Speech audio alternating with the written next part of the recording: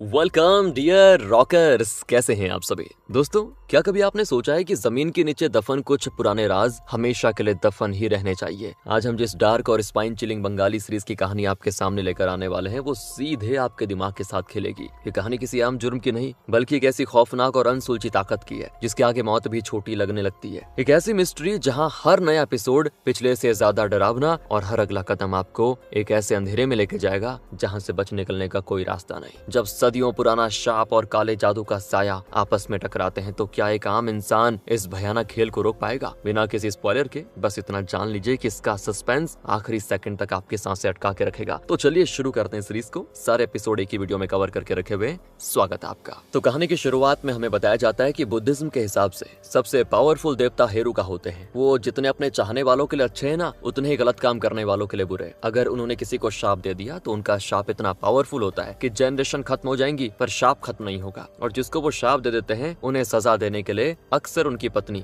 देवी वज्रवाराही आती है। अब हम एक मॉन्क मॉनेस्ट्री को देखते हैं, एक ऐसी जगह जहाँ मॉन्क रहते हैं और पूजा करते हैं। तो वहाँ पे एक चीफ मॉन्क होते हैं। उनके पास गाँव से कुछ लोग अपनी परेशानी लेकर आते हैं कि वज्रकेतु ने हमारे गाँव की 3 लड़कियों को उठा लिया, न जाने वो उनके साथ क्या करेगा। ये सुनकर चीफ मॉन्क जल्दी से वज्रकेतु के पास जाते हैं जो कि तंत्र विद्या करता है। पहले वैसे वो भी मॉन्क हुआ करता था लेकिन अब वो शैतानी रास्ते को फॉलो करने लग गया है। चीफ मॉन्क उससे कहते हैं कि क्या किया तुमने उन लड़कियों का? तो वज्रकेतु कहता है कि उनको सही जगह पहुंचा दिया, मतलब हेरुका के सामने उनकी बलि दे दी है ताकि वो मुझे शक्तियां दे और मैं अमर बन जाऊं। तो चीफ मॉन्क कहते हैं अनर्थ कर दिया है तूने, तुझे पता भी है इसका अंजाम क्या होगा? हेरुका को बलि पसंद नहीं है और अगर ताकत के लालच में ऐसा कोई उनके सामने करता है ना तो वो उसे शाप दे देते हैं। तुझे भी अब हेरुका का शाप लग चुका है, बर्बाद हो जाएगा तो। लेकिन दोस्तों वो शाप क्या था, कैसे काम करेगा, ये सब हमें आगे पता चलेगा। कहानी यहाँ से शिफ्ट होती है 1000 साल के बाद समय पे, यानी कि 2026 में। और हम शुभू नाम के बंदे को देखते हैं। वो एक जगह पे जमीन देखने जा रहा होता है जो उसको बड़े सस्ते में मिल रही है। वो गाड़ी वाले से कहता है कि भाई ये एरिया ठीक तो है ना, मुझे इतनी सस्ती जमीन मिल रही है, कहीं कोई दिक्कत तो नहीं है? गाड़ी वाला कहता है जगह तो ठीक है लेकिन गांव वालों का कहना है कि वो जगह भूतिया है, इसीलिए गांव का कोई भी उस जगह को नहीं खरीदता, बस इसीलिए आपको सस्ते में मिल रही है। शुभू को क्या था दोस्तों, भूतों पर विश्वास नहीं था, इसलिए वो आराम से प्लॉट देखने चला जाता है। इसके बाद हम शुभू के घर का सीन देखते हैं। उसकी भाभी उर्मी अपनी काम वाली से कहती है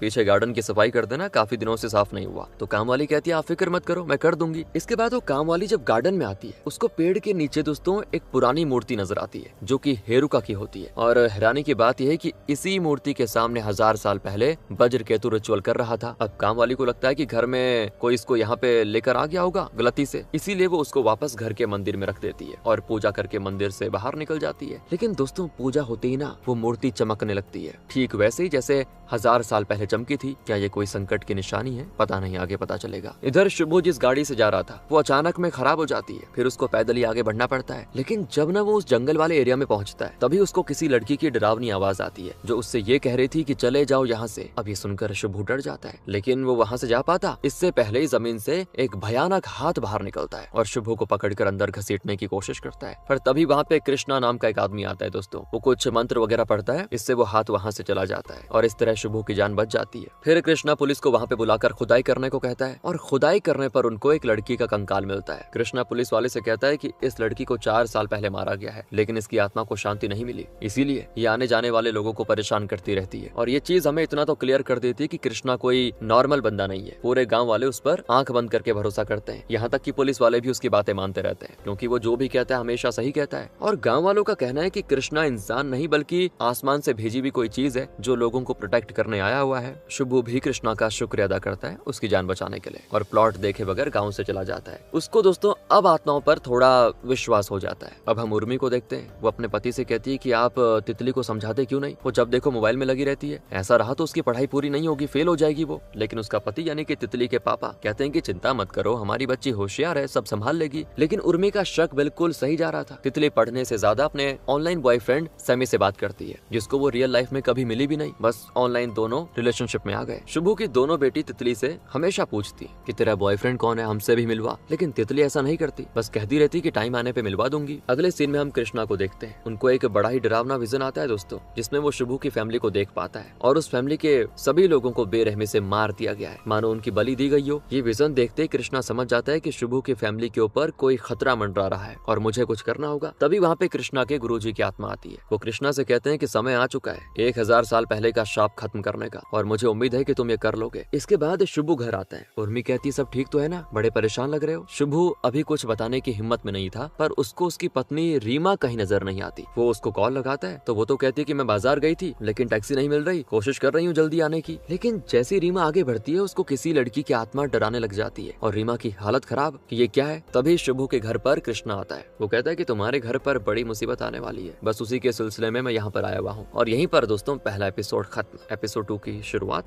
20 साल पहले के सीन से होती है, जहाँ पर हम तेजस नाम के लड़के को देखते हैं जो अपनी माँ के साथ रहता है। उसके पिता इस दुनिया में नहीं है, सिर्फ माँ ही है। तो आज जब उसकी माँ सब्जी काट रही होती है उस टाइम बाहर बहुत सारे कुत्ते भौंकने लग जाते हैं, जिनकी आवाज से तेजस का दिमाग खराब हो जाता है। वो कई बार उन्हें चुप होने को कहता है लेकिन उसकी माँ कहती है कि रहने देना, अपने आप चुप हो जाएंगे। लेकिन तेजस नहीं मानता और गुस्से में सीधे उन कुत्तों के पास जाता है और सब्जी काटने वाले चाकू से उन कुत्तों की गर्दन उड़ा देता है। इतना गुस्सा। अब ये नजारा देखकर तो उसकी माँ सदमे में चली जाती है कि ये क्या किया तूने। तो तेजस कहता है कि माँ अब ये कभी नहीं चिल्लाएंगे। अरे मैं हमेशा शांत करता रहता था, इनको होते ही नहीं थे। दोस्तों उसने जो भी किया वो तो छोड़ो, लेकिन उसकी माँ ने आज पहली बार अपने बेटे का ये शैतानी रूप देखा जो उसकी रूह कपा देता है। और अब प्रेजेंट में रीमा उस लड़की की आत्मा से बचते हुए जैसे घर के पास आती है, तभी वहाँ पे कृष्णा और शुभू आ जाते हैं। वो रीमा को संभालते हैं। इसके बाद तो कृष्णा अपने मंत्रों के जरिए चेक करता है पहले कि यहाँ पे कोई आसपास आत्मा वगैरह तो नहीं है, लेकिन उसे पता चल जाता है कि यहाँ पे कोई आत्मा मौजूद थी जो बहुत ही ज्यादा खतरनाक थी। लेकिन अच्छा वो रीमा की जान बच गई, वरना आज अनहोनी हो जाती। कृष्णा फिर पूरे घर वालों को बताता है कि घर पे मुसीबत का साया है, इसे ठीक करना होगा। शुभू और रीमा उस पर यकीन कर तो लेते हैं, लेकिन तितली के पिता को यकीन नहीं होता। वो भूतों पर भरोसा नहीं करते थे। वो कहते हैं ये तो बकवास बातें कर रहे हो, पैसा कमाने के चक्कर में चले जाओ यहाँ से। और शुभू कृष्णा से अपने भाई के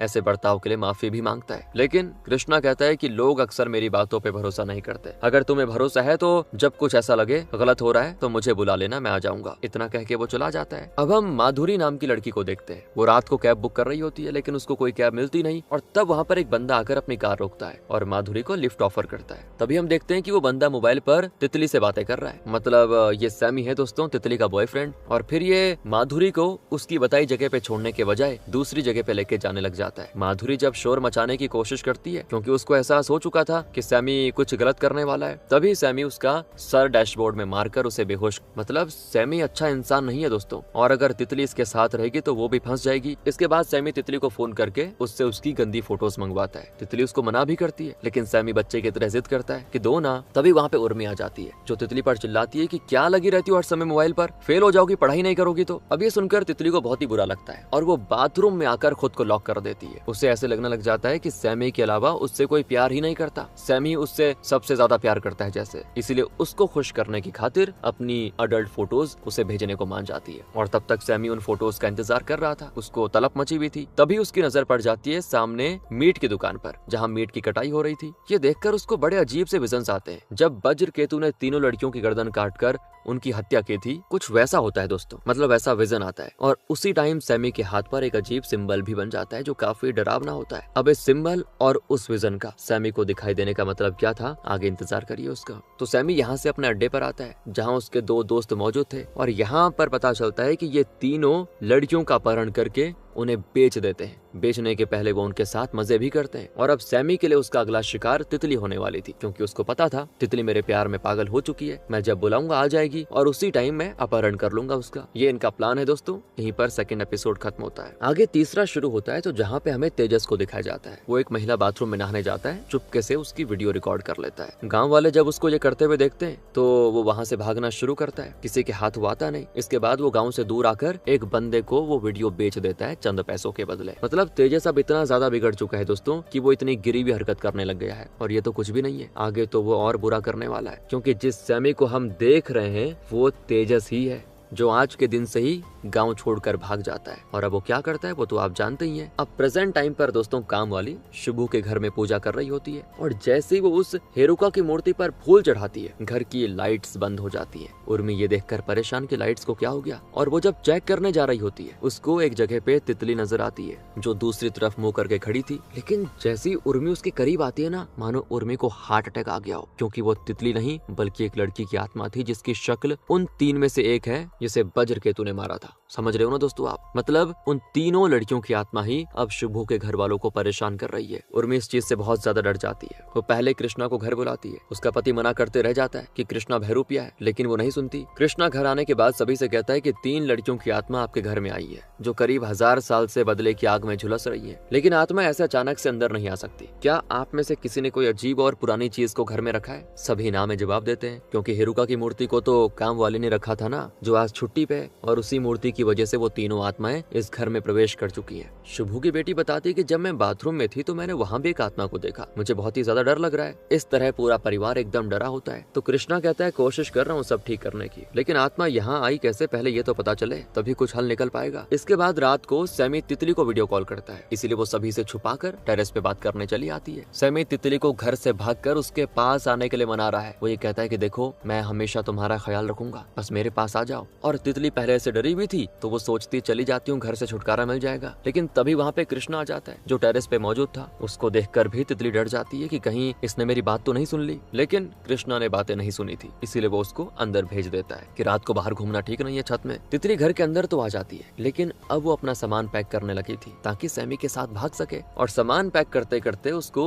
शुभू की दोनों बेटियां देख लेती हैं और कहती हैं ये क्या कर रही हो? तितली सारी बात बता देती है कि मैं सैमी के साथ जा रही हूँ, किसी को बताना मत। तो वो दोनों कहती है कि हमें भी साथ लेकर चलो ना, हम भी यहाँ नहीं रहना चाहती। तुम नहीं लेकर गई ना तो सभी को बता देंगे तुम्हारे बारे में। इसीलिए तितली उनको भी साथ ले जाने को तैयार हो जाती है, ताकि बाद में सैमी से कहकर इन्हें घर पहुंचा देगी। लेकिन दोस्तों उसे क्या पता था कि अब सैमी के लिए तो वो क्या कहते हैं उसको, एक चीज पे 2 फ्री, वो वाली चीज हो गई। वो तीनों को बेच देगा। अगले दिन जब तीनों लड़कियां घर पे नहीं होती तो सारे लोग परेशान कि ये तीनों कहाँ चली गई। और तभी काम वाली पूजा करते हुए हेरुका की मूर्ति पर फूल चढ़ा देती है, और जैसी मूर्ति की शक्ति उजागर होती है उसी टाइम कृष्णा को पता चल जाता है कि कुछ तो गड़बड़ हुई है। वो जल्दी से मंदिर जाता है जहाँ उसको मूर्ति नजर आती है, और उसको देखते ही वो समझ जाता है कि पक्का इसी की वजह से आत्माएं घर में आई है। और अब तीनों लड़कियां भी गायब है। इसका मतलब मैंने बहुत देर कर दी इस शाप के सोर्स का पता लगाने में। उन तीनों लड़कियों के साथ कुछ अनहोनी ना हो जाए, इसीलिए कृष्णा दोस्तों कुछ सोचता है। मतलब फिलहाल तो उसको ये लग रहा है कि लड़कियों के गायब होने और इस मूर्ति के शाप में कुछ तो कनेक्शन है। पूरे घर वाले परेशान थे। तितली के दोस्तों को फोन लगाते हैं, लेकिन उन्हें भी कोई खबर नहीं होती। यहीं पर तीसरा खत्म होता है एपिसोड। और अब चौथे की शुरुआत होती है तेजस से, यानी सैमी की माँ से। ये तेजस ही सैमी और सैमी ही तेजस है दोस्तों, ठीक है। सैमी की माँ बेचारी अकेली हो गई थी क्योंकि सैमी उसको छोड़ के चला गया था। गांव वाले हमेशा उसका मजाक बनाते थे कि कैसा बेटा पैदा किया, सबसे घटिया इंसान है वो, मर जाए तो बेहतर है। डेली के तानों से सैमी की माँ परेशान हो चुकी थी। उसको उसकी सासू माँ की बात याद आती थी, जब उन्होंने उसको वही हेरुका वाली मूर्ति देते हुए कहा था कि बेटा हमारी जनरेशन हमेशा इस मूर्ति को संभाले हुए आई है, और अब तुम्हारे पति के मरने के बाद सैमी ही बचा हुआ है जो हमारी फैमिली को आगे बढ़ा सकता है। हमारी फैमिली के बड़े बुजुर्ग हमेशा यही कहते थे कि अगर घर से ये मूर्ति बाहर गई तो सब खत्म हो जाएगा, इसीलिए इसको संभाल के रखना। लेकिन अभी सैमी की माँ के पास वो मूर्ति नहीं है, क्योंकि वो मूर्ति तो शुभू के घर पे है, लेकिन वो वहाँ पे गई कैसे ये कोई नहीं जानता। तो मूर्ति के ना होने पर सैमी की माँ समझ जाती है कि इसी वजह से सैमी ऐसा बिगड़ गया और अब वो लौट कर नहीं आएगा। हमारी जनरेशन शायद अब से खत्म होने वाली है। इतना कहकर वो आत्महत्या कर लेती है। अब सैमी के बच्चे हुए तभी उसकी जनरेशन आगे बढ़ेगी, वरना सब खत्म हो जाएगा। और इधर कृष्णा जब सभी को परेशान देखता है तो वो मूर्ति को देखते हुए कहता है कि यही मूर्ति की वजह से सब गड़बड़ हो रही है। इस मूर्ति से जुड़ा है मुसीबत का राज, और शायद इसी के चलते तीनों लड़कियां गायब हुई हैं। वो तितली के कपड़ों पर मंत्र पढ़कर उसकी लोकेशन ढूंढने की कोशिश करता है, जिससे उसको थोड़ी बहुत लोकेशन मिल जाती है, मतलब एवरेज कि यहाँ पे आसपास होगी। लेकिन तभी उसका यह विजन कोई दूसरी ही शक्ति ब्लॉक कर देती है, इसलिए अच्छे से कृष्णा देख नहीं पाता कि तीनों कहाँ पे मौजूद है। कृष्णा हैरान कि ऐसा कौन शक्तिशाली आ गया जिसने मेरे विजन को ब्लॉक कर दिया। इसका मतलब साफ है कि तीनों लड़कियां बहुत ही बड़ी मुसीबत में हैं, और जो भी उनके साथ है वो बहुत ही खतरनाक है। कृष्णा अपने गुरुजी से भी मदद मांगता है, लेकिन वो कहते हैं कि समय आने पर सब पता चल जाएगा ये शाप क्या है, लेकिन तुम्हारे जो भी सवाल हैं उनका जवाब तुम्हें इसी मूर्ति से मिलेगा। इतना बताकर गुरुजी वहाँ से गायब हो जाते हैं। तो कृष्णा सभी गाँव वालों से कहता है कि क्या आप लोग सोमपुर में मौजूद मोनेस्ट्री को जानते हैं? ये वही जगह थी जहाँ पर वज्रकेतु ने वो रिचुअल किया था। अभी कृष्णा को लग रहा था कि कहीं इस शाप का राज इस फैमिली से तो नहीं जुड़ा, इसी वजह से मूर्ति अचानक इस घर में आ गई, ये लग रहा है कृष्णा को। तो ये सुनकर शुभू बताता है कि हाँ मैं जानता हूँ उस मॉन्स्ट्री को, ये बात हमारी बहुत पुरानी जनरेशन से जुड़ी हुई है। कई 100 साल पहले वहाँ पे हमारे चीफ मॉन्क रहते थे, क्योंकि हम उसी चीफ मॉन्क की फैमिली से आते हैं, बस इसीलिए मुझे पता है। ये सुनकर कृष्णा समझ जाता है कि जो 1000 साल पहले नहीं हुआ वो अब होने वाला है। ये मूर्ति का इस घर में आना बेवजह नहीं था, ये सब दोबारा रिपीट हो रहा है। लेकिन क्या रिपीट हो रहा है और असल में शाप क्या है, वो सब हमें आगे पता चलेगा। तो अब कृष्णा शुभू को लेकर उस मोनेस्ट्री की ओर निकल पड़ता है ताकि वहाँ पे जाकर वो उन तीनों लड़कियों की लोकेशन निकालेगा, क्योंकि यहाँ पे तो फिलहाल उसके विजन्स काम नहीं कर रहे, लेकिन उस मोनेस्ट्री में हो सकता है वो काम कर जाए, क्योंकि सब वहीं से जुड़ा हुआ है। और इधर सैमी, तितली और बाकी दोनों लड़कियों को एक रेस्टोरेंट लेकर आ जाता है और उनको बढ़िया बढ़िया खाना खिलाता है। तीनों बड़ी खुश होती है कि हमने सैमी पर भरोसा करके अच्छा किया, लेकिन उनकी गलतफहमी उसी टाइम दूर हो जाती है, क्योंकि खाने में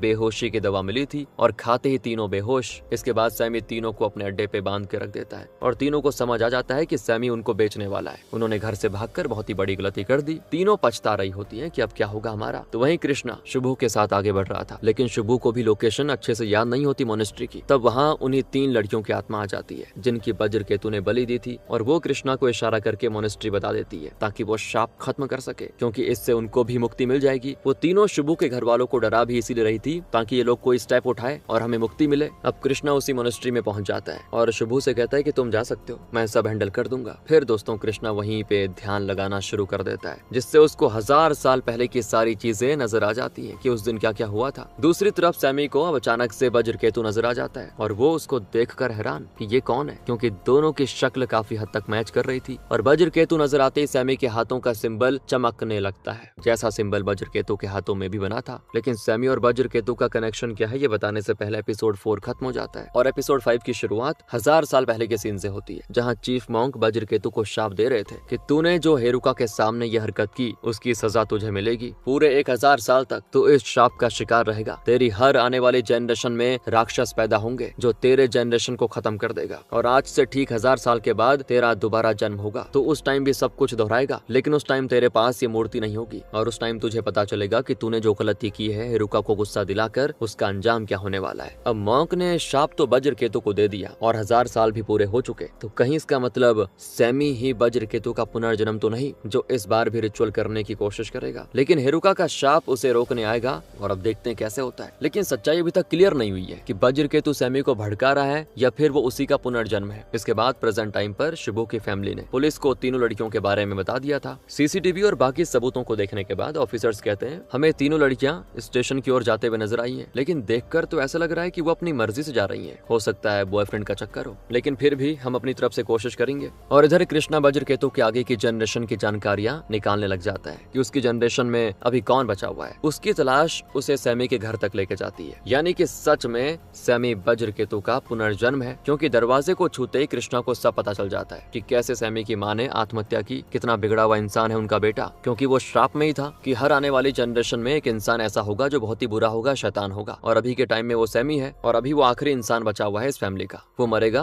तभी जाकर शाप खत्म होगा। लेकिन यहाँ कृष्णा के पास सबसे बड़ा सवाल वही था कि तीनों लड़कियां कहाँ गई होंगी, कहीं सैमी उनकी तो बलि नहीं देने वाला दोबारा। सेम ऐसा ही सैमी के साथ भी था। उसको वज्र केतु अपने वश में ले लेता है और उसको अपने आप को पहचानने को कहता है कि याद करो तुम्हारा मकसद क्या है। तब जाकर सैमी को सब याद आ जाता है कि उसको अब तीनों लड़कियों की बलि देनी है, ताकि 1000 साल पहले जो रिचुअल पूरा नहीं हुआ था वो आज पूरा हो सके। लेकिन जब तक वो ये करता तब तक तीनों लड़कियां मौका देखकर वहाँ से भाग जाती। भागते हुए उन्हें कुछ समझ नहीं आता कि वो कहाँ पर है और कहाँ जाए, और तब किस्मत से उनको वहाँ पर पुलिस वैन नजर आती है। इसलिए वो तुरंत उस ऑफिसर से मदद मांगती है और सारी बात बताते हैं उनको। ऑफिसर उनको वैन में डालकर पुलिस स्टेशन की तरफ जाने लग जाता है। वहीं से कृष्णा भी गुजर रहा था और तभी उसको ऐसा एहसास होता है कि तीनों लड़कियां पास में मौजूद हैं, क्योंकि वो वैन से गुजर रही थी वहीं से। इसलिए वो देखने जाता है कि तीनों लड़कियां कहाँ हैं, लेकिन उसको वो नहीं मिलती। पर कृष्णा समझ चुका था कि लड़कियां तो हैं आसपास ही कहीं। इधर तीनों लड़कियों ने सोचा था कि पुलिस वाले उनको पुलिस स्टेशन लेके जा रहे होंगे, जबकि असल में वो ऑफिसर सैमी का ही पार्टनर था। वो तीनों को सैमी के अड्डे पे लेके वापस जाता है, जो देखकर वो तीनों एकदम से हैरान। सैमी तो बड़ा गुस्सा हो चुका था कि हिम्मत कैसे आई तुम्हारी भागने की, और वो गुस्से में तितली के साथ गलत काम करने की भी सोचता है।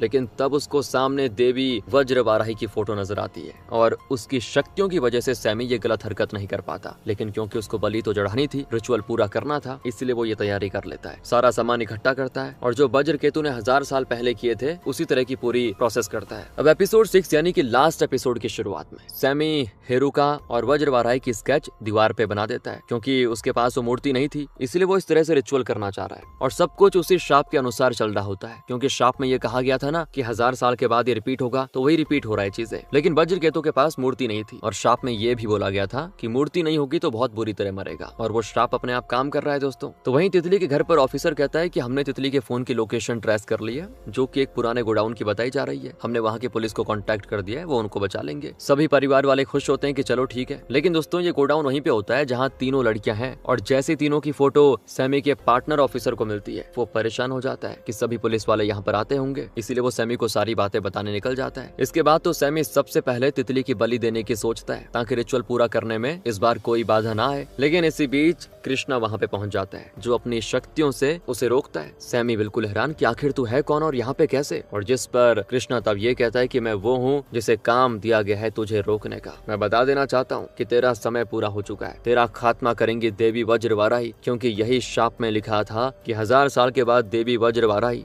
इंसानी रूप में आएंगी और तेरा खात्मा करेंगी। कृष्णा तितली से कहता है कि तुम्हें कोई नहीं मार सकता, क्योंकि तुम्हारे अंदर ही उनकी शक्तियां हैं, उन देवी की शक्तियां। तो दोस्तों जैसा कि हमें पता है तितली चीफ मॉन्क की जनरेशन से है, इसीलिए उसके अंदर उन देवी की शक्ति है। लेकिन ये तितली खुद नहीं जानती थी, इसीलिए कृष्णा उसको बताने की कोशिश करता है कि अपनी शक्तियों को पहचानो। पर तभी वहाँ वो ऑफिसर आकर कृष्णा को शूट कर देता है, जिससे कई सारी गोली उसको लग जाती है। और कृष्णा मरते हुए भी यही कहता है तितली से कि तुम्हें वज्रकेतु को खत्म करना होगा। इतना कहकर वो वहीं पे दम तोड़ देता है। यही चीज तितली के लिए इतना ज्यादा गुस्सा और दर्द देने वाली थी कि उसकी शक्तियां उजागर हो जाती हैं, और फिर वो ले लेती है देवी वज्रवाराही का रूप, और वो इतनी गुस्से में होती है कि बड़े से बड़ा शैतान उनको अब देख ना पाए। वज्रकेतु भी उनके सामने झुककर माफी मांगता है कि मुझसे गलती हो गई, माफ कर दीजिए। लेकिन दोस्तों वो देवी उसे माफ नहीं करती, उसका गला काट देती है। अब जाकर वो शाप खत्म हुआ था। इसके बाद वो उस ऑफिसर और सैमी के दोनों साथियों को भी मार डालती है, और फिर वो कृष्णा को वापस जिंदा कर देती है, क्योंकि अभी उसको और भी शैतानों का खात्मा करना है, वो इतनी जल्दी नहीं मर सकता। इसके बाद तितली अपने नॉर्मल रूप में आ जाती है। उसको कुछ याद नहीं होता कि उसके साथ अभी क्या हुआ था, लेकिन कृष्णा को सब पता था। अब वहाँ पुलिस वाले